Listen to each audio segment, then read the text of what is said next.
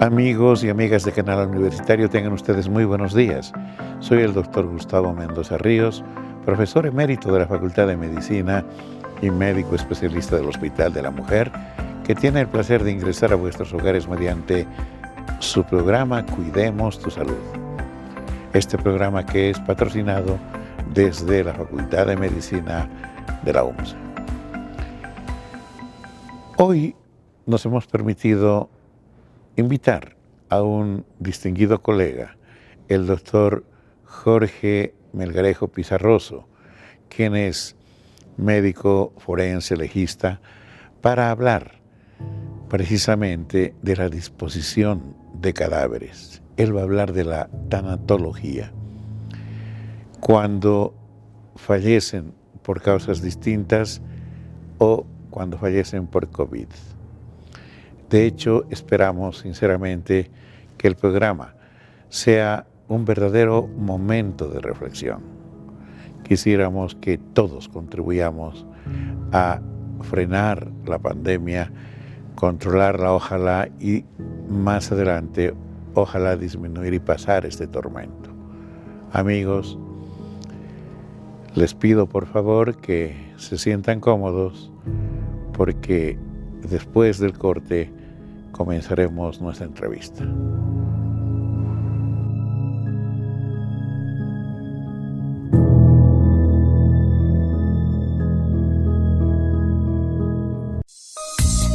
En instantes vuelve la programación de TVU.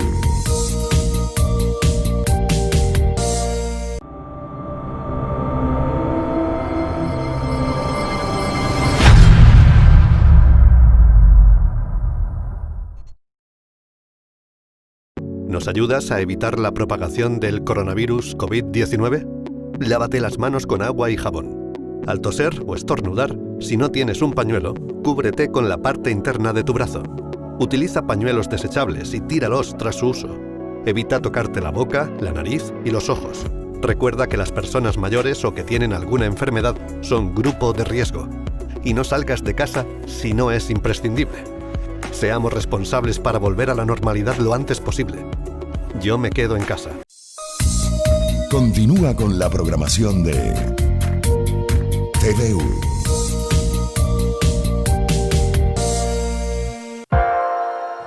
Amigos, como lo habíamos señalado precedentemente, está con nosotros nuestro invitado de hoy, el doctor Jorge Melgarejo Pizarroso, quien es un médico cirujano, pero además legista forense. Hace muchos años está dedicado a la especialidad esta que tiene que ver fundamentalmente con el estudio de pacientes o de personas que fallecen, el manejo, el tratamiento, la investigación, etcétera, etcétera. Para nosotros es muy grato compartir este momento porque al mismo tiempo que vamos a pedirle que nos aclare algunos conceptos respecto precisamente de la muerte, le vamos a pedir también que nos pueda comparar cómo es el manejo de un paciente, digamos que súbitamente fallece o como parte del proceso final de una enfermedad, y de pacientes que mueren por COVID. Porque definitivamente nos parece que es sumamente importante. No más palabras, permítanme saludarle al doctor Jorge Melgarejo. Jorge, buenos días, qué gusto y muchas gracias por aceptar nuestra invitación. Agradecido, doctor, ¿no? Muchas gracias por la oportunidad. Hemos de conversar, Jorge, de este tema que realmente yo admiro cómo tantos años usted va trabajando, a veces cotidianamente, el de la muerte. Pero para nuestro distinguido público televidente, deberíamos primero algunos conceptos aclarar. Mucho se dice tanatología o tanatología forense. ¿Qué quiere decir esto? Tanatología. Bueno, gracias por la oportunidad, doctor. Son conceptos muy básicos dentro de lo que es la ciencia forense, en este caso la medicina legal. Tanatología es un término que tiene dos raíces, vienen del griego, que es thanatos, que significa muerte, y logía, obviamente, estudio de la muerte. Entonces, en síntesis, es el estudio de la muerte. La muerte puede tener múltiples connotaciones, desde un enfoque desde tipo altruista, religioso, y en este caso, pasando por el tema, tiene un enfoque legal. Entonces, nosotros en medicina legal, en este caso, hacemos un abordaje de la muerte desde un objetivo básico, que es el apoyar a la investigación criminal. Nosotros tratamos de identificar características de la muerte, básicamente, ese es nuestro objetivo, y esto para poder coadyuvar en la investigación criminal, ¿no? Investigaciones de naturaleza legal. Gracias, ya esto está muy claro.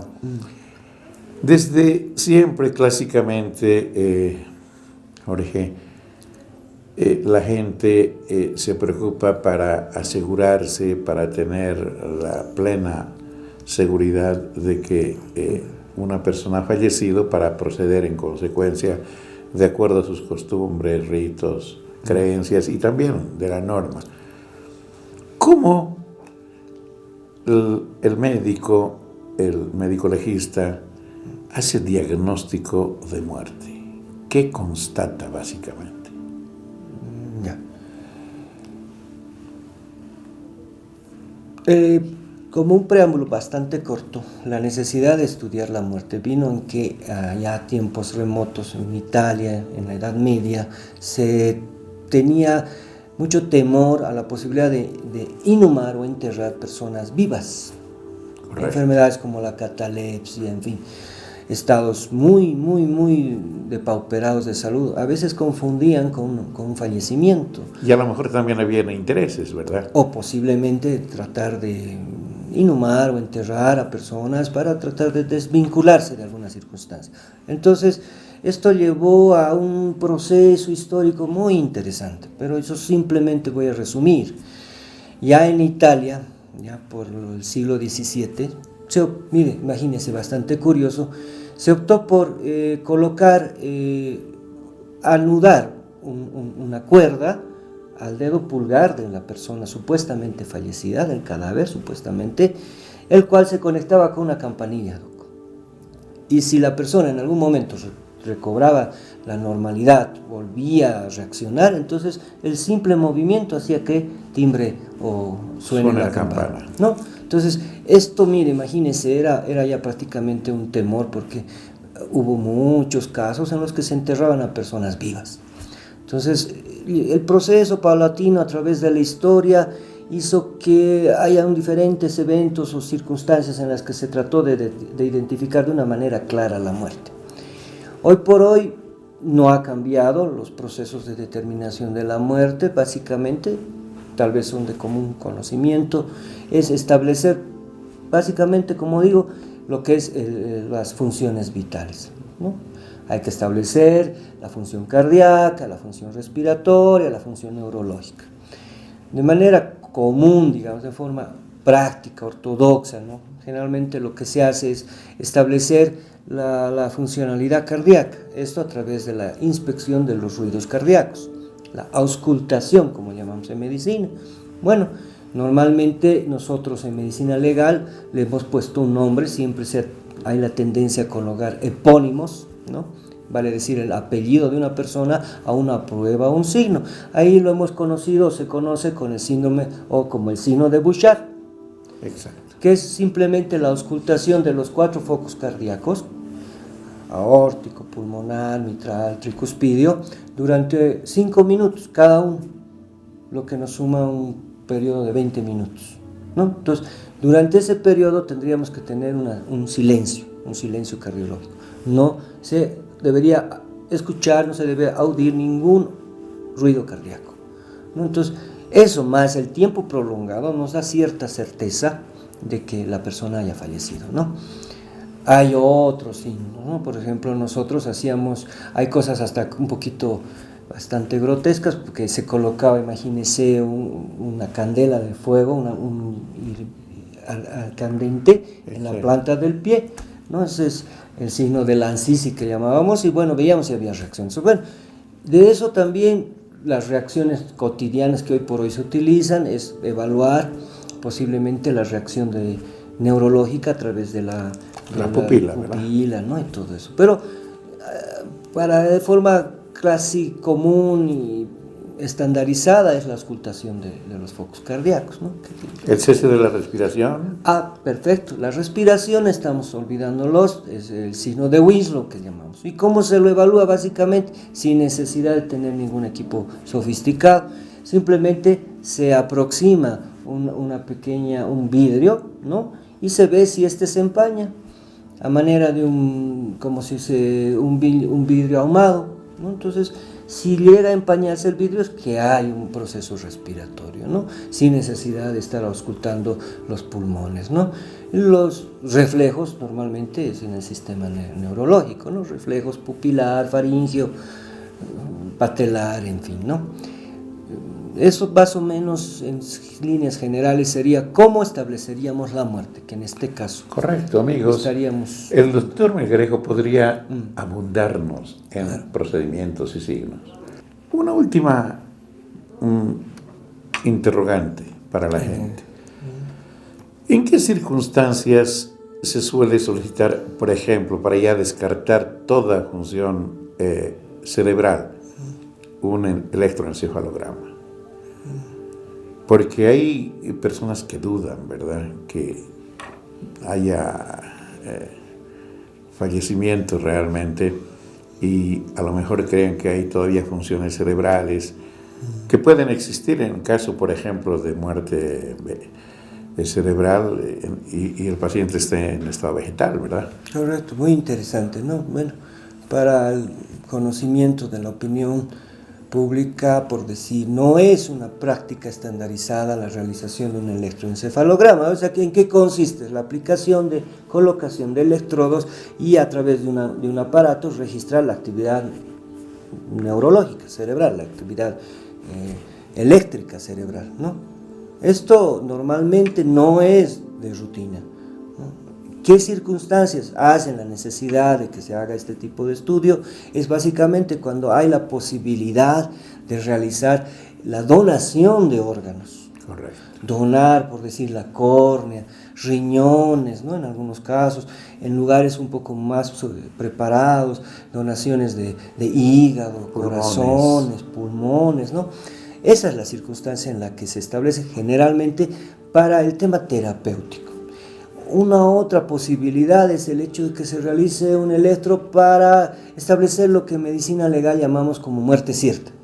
Correcto. Hay un proceso patológico que usted conoce, que la gente tal vez ha escuchado, es el tema de un estado de vegetación. Lo que llamamos un estado vegetativo, comúnmente llamamos coma, un coma prolongado, un coma profundo, ¿no? Entonces, a veces hay el problema o la disyuntiva de si hay más beneficio en mantener viva a una persona o optar por dejar que las funciones naturales cesen naturalmente o cesen paulatinamente. Circunstancias que nosotros las llamamos las conceptuamos dentro de lo que son las eutanasias, ¿no? Pero, o sea, provocar la muerte de forma artificial o forzada. Pero muchas veces se da en ciertas circunstancias que hay que esgrimir o decidir, ¿no?, si la persona merece o tiene las condiciones para seguir viviendo o no. Esas serían las dos instancias, ¿no? Gracias. Pero además, qué bueno que tocó este tema, Jorge. Sí. La eutanasia no está legislada en nuestro país, sí. Por lo tanto no es un procedimiento al que se pueda recurrir. Una pregunta más, Jorge. En el manejo de los cadáveres, no es de forma similar para todos. Depende del tipo de muerte, ¿verdad? Correcto, sí. ¿Qué tipos de muerte básicamente podemos decir y cómo es que procedemos en consecuencia? Me explico. Sí. Si hay un paciente crónico que se ha internado en la sala muchísimo tiempo, tiene insuficiencia de varios órganos, en un momento va infortunadamente a fallecer. Correcto. Nosotros emitimos el certificado que corresponde y prácticamente no hay más problema. Pero hay muertes violentas, muertes súbitas. ¿Cuál es el manejo en estos casos? Bueno, gracias. Esto es bueno de aclarar por alguna connotación que seguramente se va a tratar en esta entrevista. O sea, los conceptos que tenemos que manejar todos en común es que tenemos básicamente establecer si la muerte se ha suscitado de una forma irreversible, doctor. O sea, si los fenómenos vitales ya no van a poder restaurarse. Entonces Correcto. Eso se conoce como una muerte cierta, ¿no? Donde ya los fenómenos de alguna manera vitales, los procesos vitales ya no van a volver a continuar. Esa es una muerte cierta. Esto se establece obviamente, como ya habíamos hablado anteriormente, a través de la auscultación, establecimiento de funciones vitales, en extremos la posibilidad de electrocardioencefalogramas, en fin. Entonces ese es un concepto principal, la muerte cierta, que se define como el cese irreversible de las funciones vitales, si quisiéramos ser académicos. Ese es el concepto. Así es. El cese irreversible de las funciones vitales. Luego hay otro concepto que podría entrar en escena, que es el concepto de una muerte dudosa, una muerte incierta. En medicina legal llamamos muerte dudosa. Esta es en la que las funciones vitales han disminuido de una manera tal que aparentan casi con cierta certeza de que la persona ya ha dejado de vivir. Entonces es un cese casi imperceptible de las funciones vitales, por lo tanto no es fácil establecer si la persona sigue viva o no. Ello puede tener ciertas connotaciones. Este cese tan marcado de las funciones vitales pudiera confundir de que una persona haya fallecido o no, ¿no? Entonces, Correcto. Esa es una muerte dudosa, ¿no? Es el caso de un tema cardíaco, de un paciente que fibrila y hace un paro. Correcto, sí. Y entonces a lo mejor se lo puede revertir si se hacen las maniobras pertinentes y si ese corazón es capaz de revertir el paro. Sí. Amigos, hemos de seguir hablando del tema, pero ahora permítanme ir a un corte, por favor.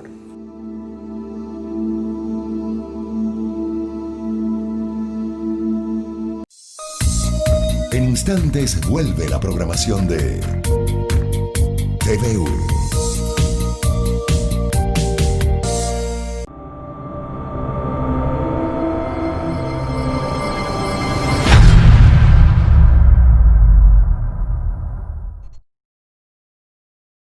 ¿Nos ayudas a evitar la propagación del coronavirus COVID-19?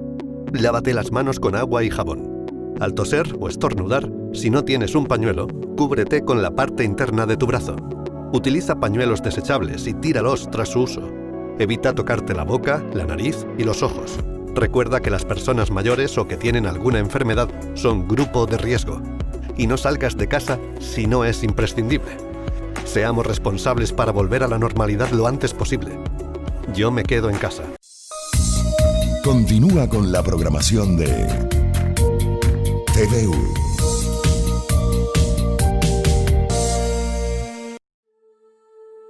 Amigos, estamos conversando con el doctor Jorge Melgarejo, nuestro invitado de hoy.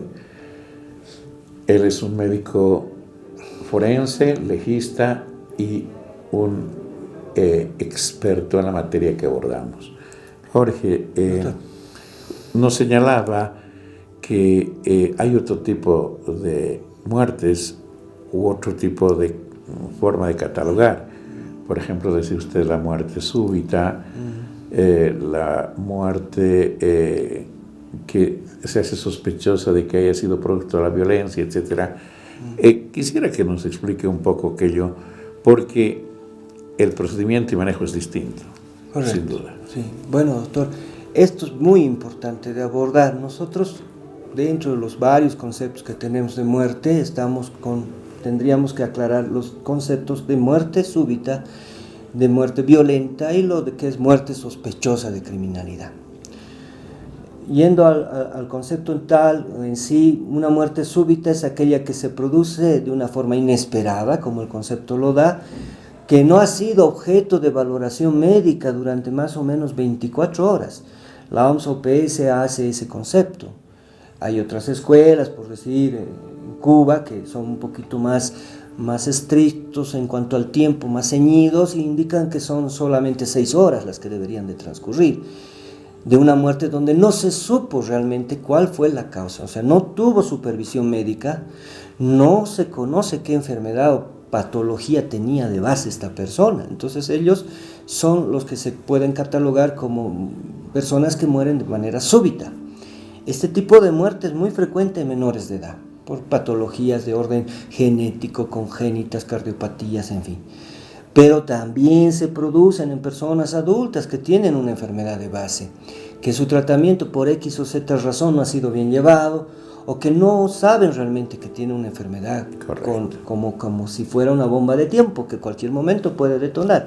Llámese cardiopatías isquémicas, llámese hepatopatías muy severas, llámese nefropatías muy severas y una serie ¿no? Incluso un aneurisma cerebral, por decir, cerebral, tranquilamente que es muy común, que puede desenlazar de forma abrupta, ¿no?, en la muerte de una persona. Entonces es importante conocer este concepto y saber que puede darse en cualquier persona. Ahora, esto de alguna manera puede tener connotaciones legales, ¿no?, y también puede traer problemas hoy por hoy con este tema de la pandemia, que pudiese de alguna manera en su momento, si gusta explico, doctor, el hecho de que gente que aparentemente ha fallecido por COVID, no era esa la causa de su muerte. Correcto. Era una enfermedad de base. Entonces eso puede tener cierta connotación que puede ser muy dolorosa, ¿no?, en cuanto al tratamiento final del cadáver, en cuanto a lo que es la inhumación o la cremación de un cadáver. Entonces correcto, eso tendríamos que ver. Pero esto más o menos como una muerte de índole súbito. Y hay otra que se llama sospechosa de criminalidad, que su manejo o su tratamiento es más de orden legal, ¿no? ¿Por qué? Porque se supone de que la persona estaba en perfectas condiciones de salud, gozaba de una salud llana, plena, y aparentemente aparece, sin razón alguna, aparece muerta, ¿no? Fallece. Entonces ahí se detona una serie de engranajes de índole legal en los cuales tendríamos que establecer si ha habido una mano criminal en esto, ¿no? Si alguien ha tratado de provocar esta muerte a través, no sé, de la utilización de un veneno, correcto, a través de no administrar algún medicamento que debía de ser administrado permanente, ¿no?, y periódicamente, o a través de provocar un pseudo accidente, ¿no?, por decir, defenestrar a alguien de una ventana, o sofocar a alguien con una almohada, un bebé, y simular una muerte natural. Entonces, eso tiene un tratamiento, como dije, de orden legal. Entonces, tendríamos que ahí un poquito activar otra serie de componentes de la investigación, correcto, que es la criminalística, ¿no? Exacto. Entonces, donde la policía, la fiscalía, otros eventos, ¿no?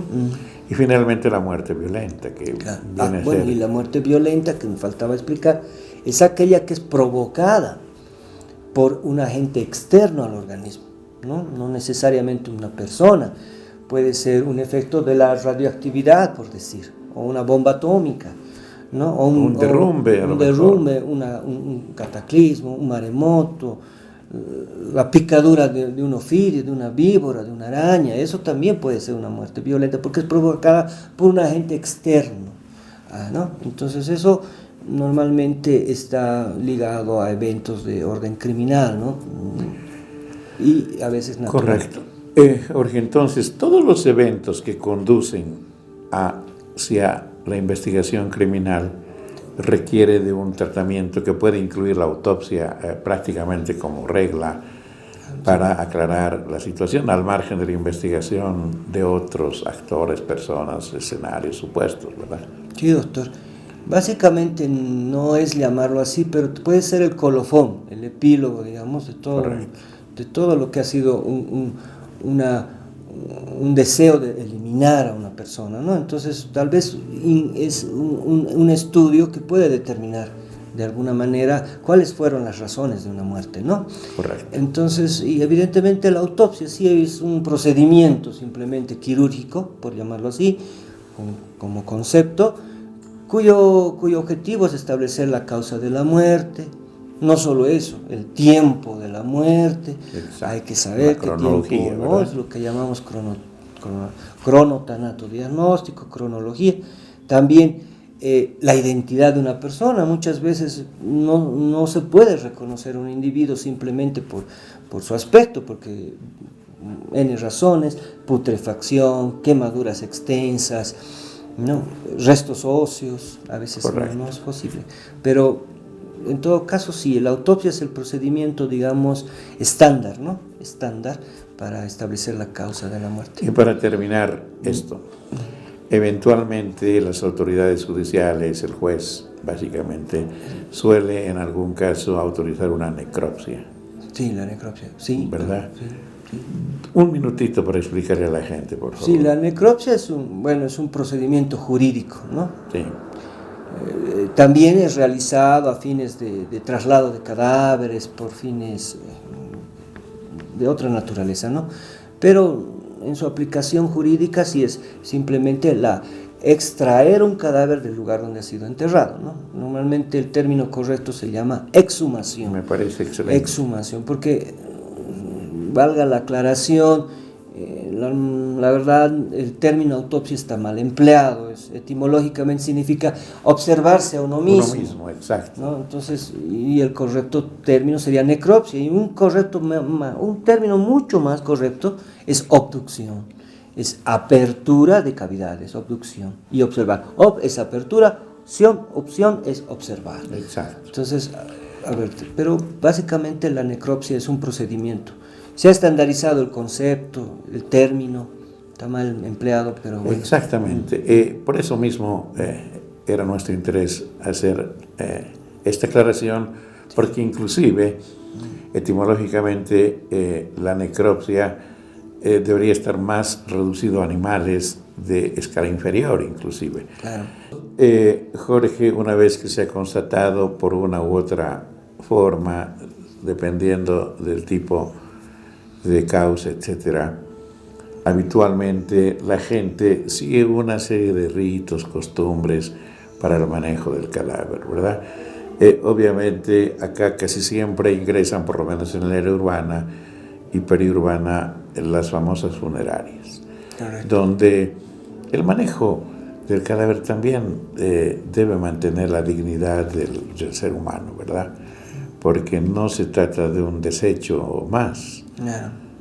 Para mucha gente puede ser el ser más querido de este mundo. Correcto, sí, así es.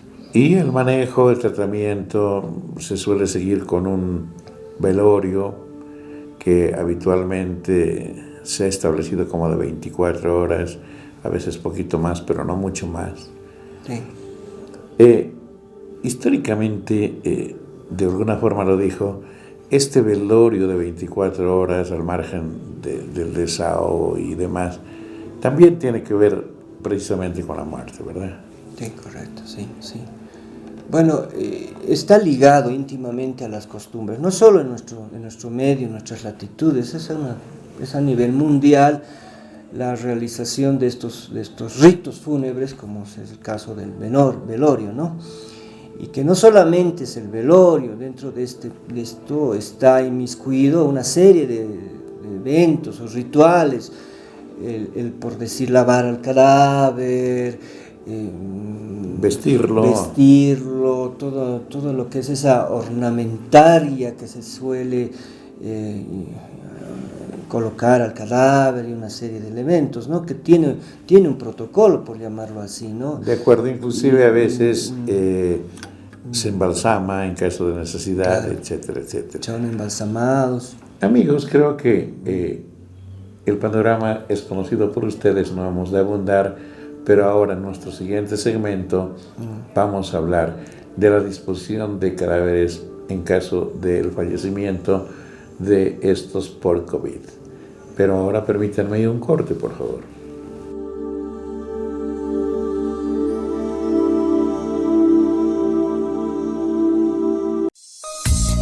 En instantes vuelve la programación de TVU.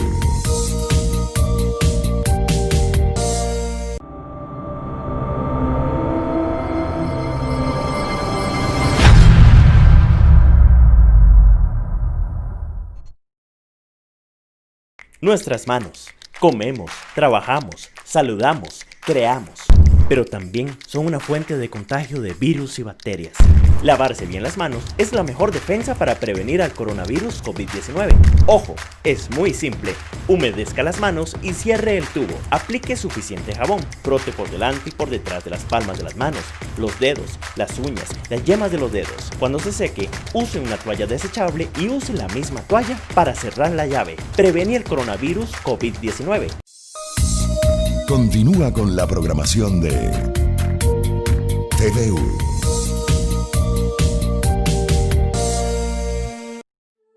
Bien. Jorge, ahora sí vuelvo a recurrir a su experticia.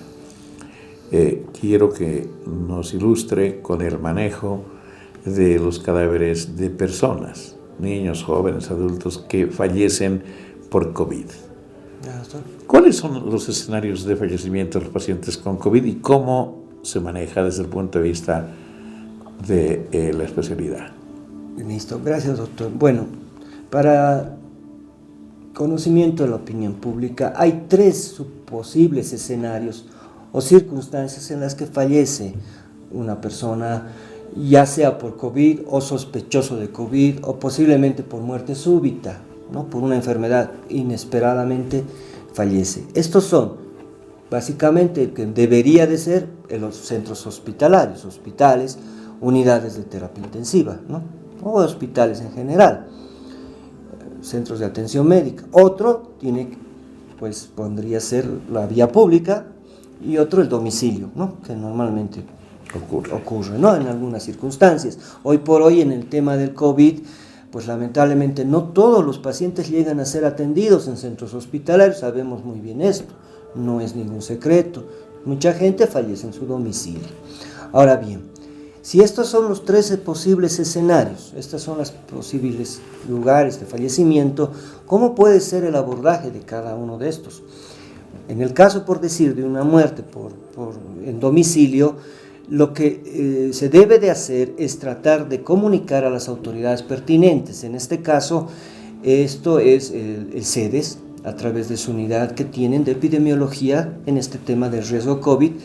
Se debe de llamar a estas unidades y para que ellos acudan y hagan un pequeño panorama, digamos, un pequeño sondaje de todo lo que ha sido las circunstancias familiares en las que ha fallecido esta persona. Esto por decir de hacer como una anamnesis, un interrogatorio, o por como se llama ahora, como se debe de indicar, una historia clínica. Claro.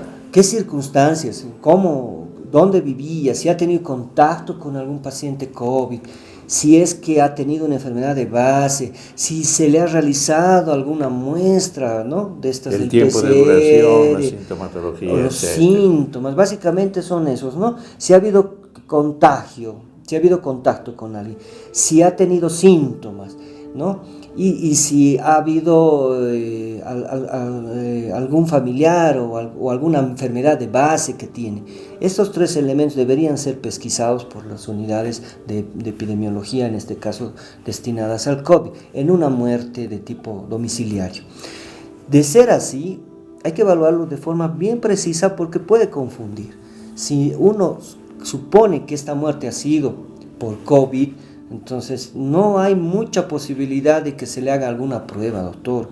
Lamentablemente los recursos físicos en cuanto a material o que son insumos para la realización de pruebas se han agotado en el país. Pero asumamos que tenemos todo. En el caso que sí hubiese esta posibilidad, ¿qué se tiene que hacer?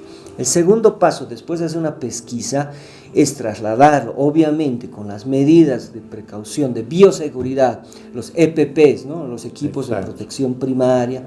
Entonces, llevar batas, barbijos, tal como manejamos de forma casi diaria y en todo momento, delantales, escafandras, monigotes, quién sabe cómo se ve, a un centro de atención forense, en este caso es la morgue. En la morgue lo ideal sería que se evalúen los mismos antecedentes, patología previa, contactos, síntomas incipientes, y luego se realice la prueba, eso es lo que está protocolizado. ¿La prueba de qué? ¿Qué tipo de prueba? Es la prueba de PCR. Correcto. Esta prueba de PCR se hace mediante 2 formas. La norma indica la realización de un hisopeado nasofaringeo, ¿no? Con un hisopo, con una especie de cotonete largo, se introduce en las fosas nasales del cadáver y se realiza la misma técnica, ¿no? Se hace una rotación en pared posterior y se hace de esto. Posiblemente podemos tener dificultades, se toma de la otra narina, ¿no? De las fosas nasales. Se puede hacer por un aspirado, un hisopeado orofaringeo, pero tenemos el problema de la rigidez cadavérica. Correcto. Que a veces no nos permite. Que han pasado más de 12 horas al menos. ¿No? Ahora, esto es ante la confirmación de una muerte por COVID, o sea, si ha habido clínica o microbiológicamente mediante las pruebas, ¿no? Confirmado un caso, entonces ese es el protocolo. Ahora, ¿qué pasa si no hay la certeza de una muerte domiciliaria que no haya sido fruto del COVID? Entonces lo que se hace es, se lo pone en cuarentena al cadáver, doctor. Igualmente, con todas las normas de seguridad, evitando la producción de aerosoles, vale decir, correcto, movilizando demasiado al cadáver, desvistiéndolos, se lo deposita durante 12 horas, doctor. Vamos a ver, hay figuras que se ha proporcionado en las láminas que se va a dar, donde el protocolo es una ruta crítica en la que tiene que por lo menos permanecer el cadáver 12 horas, aislado, en cuarentena. ¿Cuál es el propósito? Que según la teoría o según las investigaciones, el cadáver tendría que atenuarse en su virulencia, el virus en el cadáver tendría que atenuarse la virulencia en este periodo de 12 horas. Transcurrido este tiempo, no se puede decir que está inocuo, que está que no contagia, para decirlo, ¿no? Así. Que no contagia, pero ya sería un margen de seguridad amplio. Bastante ¿no? Amplio. Posterior a ello tendríamos que ver el otro escenario, ¿no? Ahora, antes de terminar, pasadas esas 12 horas, pues ese cadáver tiene que ser trasladado igualmente con medidas de seguridad, tanto del personal de salud como de las funerarias, al procedimiento de cremación, ¿no? O en su caso de inhumación, de entierro, ¿no? Obviamente esto, el rito tiene que ser muy cerrado, no más de 10 personas en torno del cadáver, la distancia de alrededor de 2 metros, no hay nada de saludos, caja que se cierra, no se vuelve a abrir, no se lo maquilla, no se le atavían, no se le pone traje, no, nada. Ningún ritual en cuanto a lo que es esto. Y se lo despide con distancia, nada Correcto. Más, para la cremación o en su inhumación. La inhumación. Esa sería, digamos, una ruta en cuanto al manejo de cadáveres de muertes, de muertes domiciliarias y sospechosas. Pasando para respetuoso del tiempo, pasando ya al tema de las muertes a nivel hospitalario, pues siguen un protocolo un poco más estricto, ¿no? He traído para el programa un video que vamos a elegir, imágenes que ustedes van a poder apreciar, donde cómo se maneja un cadáver. Pero en líneas generales, ¿cuál es? Ante la sospecha de un cadáver que haya fallecido por COVID, prácticamente se tiene que aislar todo lo que es el área donde estaba esta persona. Si estaba en una sala, cualquiera que fuera, o en terapia intensiva aún más, se tiene que aislar a todo el personal, se tiene que descontaminar todo este ambiente.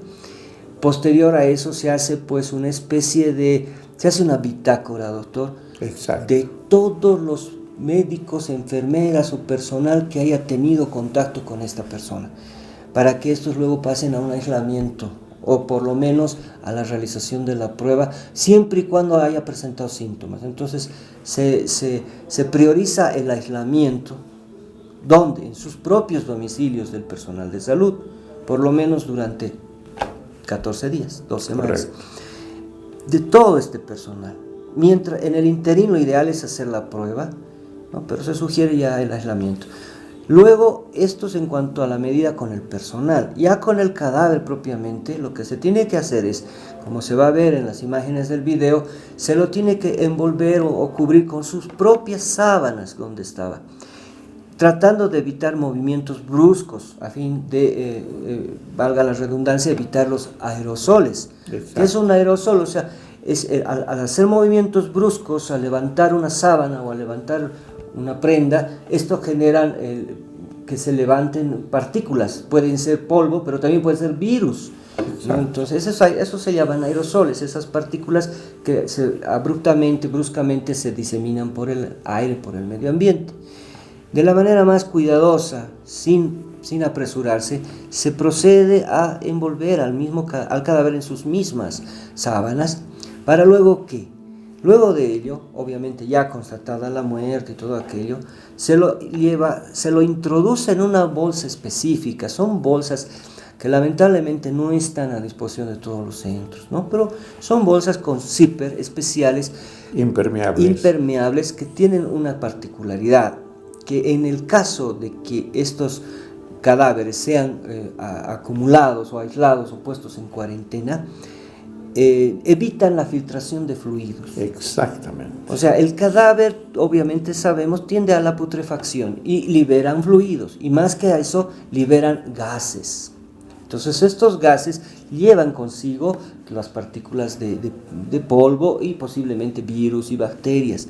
Entonces esa es la peculiaridad, la garantía que estas bolsas nos proporcionan. Aíslan prácticamente por un tiempo prolongado el cadáver para evitar que se derramen fluidos, que eso es un elemento muy importante para el contagio en centros hospitalarios. Lo que más está contagiando a los médicos es los aerosoles, los fluidos, ¿no? El mal manejo de cadáveres, el mal manejo de pacientes. Por eso es que está creciendo vertiginosamente la población de salud que se está contaminando. Es que no tienen mínimamente los EPP. Pues. Sí. El EPP, eso también tienen que saber, tiene un tratamiento específico. No solo colocarse el EPP, claro, eso sería motivo también de retirarlo, ¿no? Retirarlo tiene un protocolo, un procedimiento, que no es el caso de esta entrevista, pero también hay que respetar estas normas, que también se las puede proporcionar en los videos, en el trabajo que se les ha dado.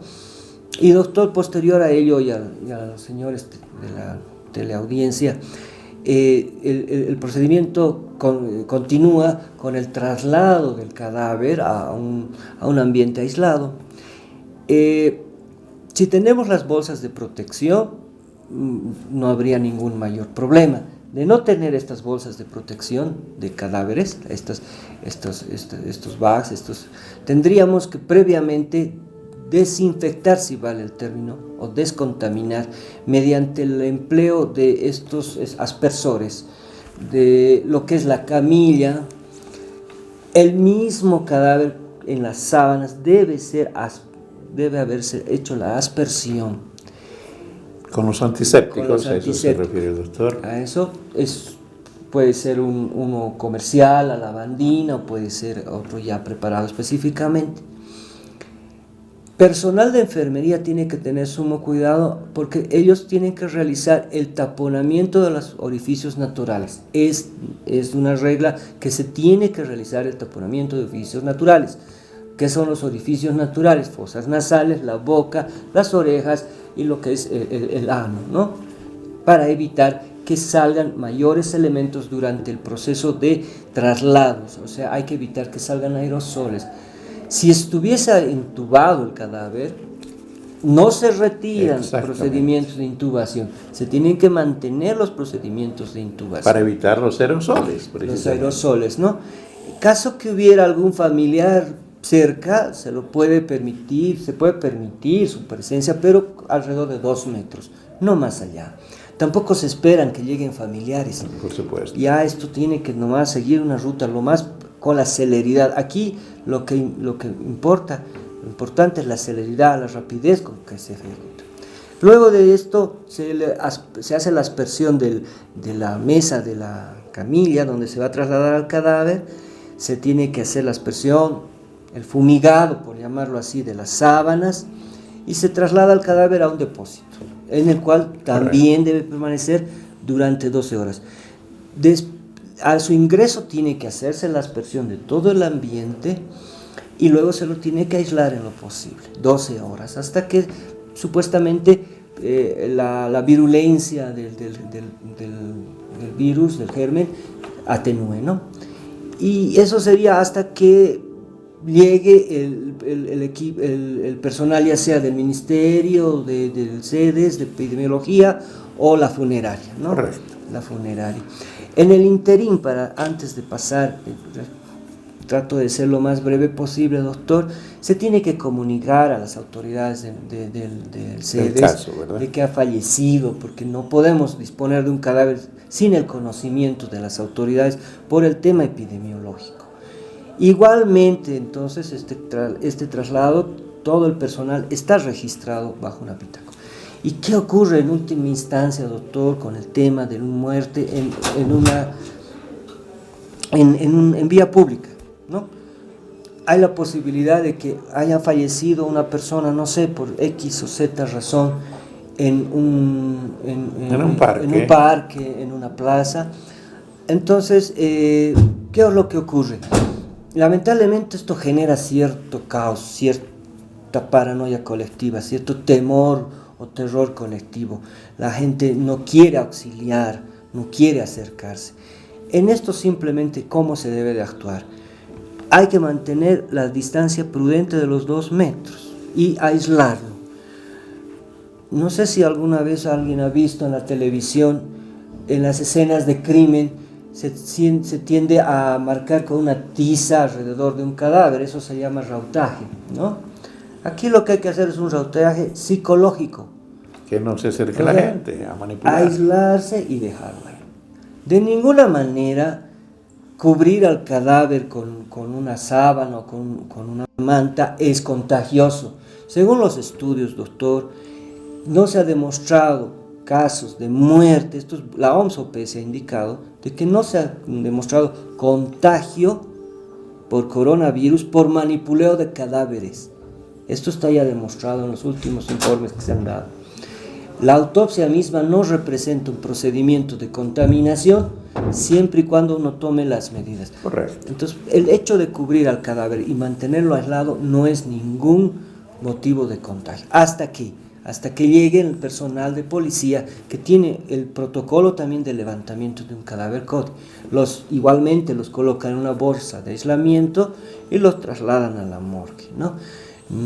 Eso sería, en líneas generales, se puede hablar más de lo que es los 3 eventos o 3 escenarios de lo que es la muerte por Jorge, sospecha. sin embargo, la parte que efectivamente, a más de el shock que ha de producir la pérdida de una vida, Sí, doctor. También afecta a la familia y a la comunidad cuando, confirmado el diagnóstico, no se puede hacer ningún tipo de ritual. No se puede llevar a velar. Sí. Definitivamente está en bolsas plásticas, se puede poner un ataúd, obviamente. Y aquí viene el otro tema. Este momento nuestra norma permite elegir por la cremación o por la inhumación, aunque hay una fuerte tendencia a que se cremen. A mí me preocupa mucho personalmente, pero en otros países usted me dirá si no estoy equivocado, fue una alternativa porque fueron tantos los cadáveres que no habían camposantos para albergarlos. Entonces esta fue una salida algo decorosa, ¿no es cierto?, para frenar tanta demanda. Es así, este momento está en vigencia esta posibilidad de cremar o inhumar. Sí, de forma previa, bien puntual, doctor.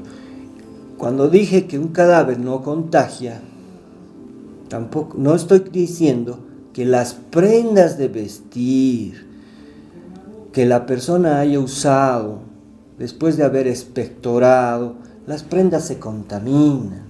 Obvio. Estas mismas prendas mantienen, se dice que hasta por 48 horas o más, superficies sólidas, prendas de vestir, mantienen activo al virus.